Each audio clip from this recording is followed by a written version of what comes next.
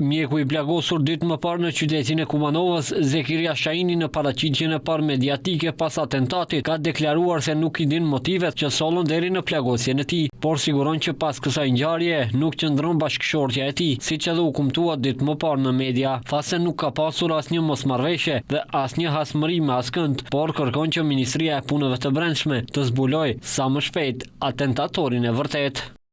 Tërësisht i hedh të pabazat dhe pavërteta pretendime se pas këtij akti qëndron zoja ime Arieta Adili. Andaj urgjentisht kërkoj nga organet hetuese që të sqarojnë situatën me rreth zonjës time të përfshirë në këtë rast, nga ana e tyre duke respektuar privatësinë tonë familjare e veçanërisht imazhin e zonjës. Ndonse ndaj tij u organizua atentat, Shaini tha se nuk do të ndalet dhe se do të vazhdojë me aktivitetet privato-politike. Sipas tij, bashkëshortja dhe vajzat e tij janë shëndoshë mirë në shtëpinë e përbashkët në fshatin Slupçan. Ky rast për fat të keq po paraqitet me qëllime të qarta për të diskredituar mua dhe familjen time, si dhe të krijojnë konfuzione në opinionin publik. Kërkoj nga organet e rendit dhe ato të hetuesisë e bëj apel që të merren me zbulimin e të dishuarit të vërtet të rastit, e jo këtë rast të paraqesin si mosmarrveshje apo ngatresë familjare.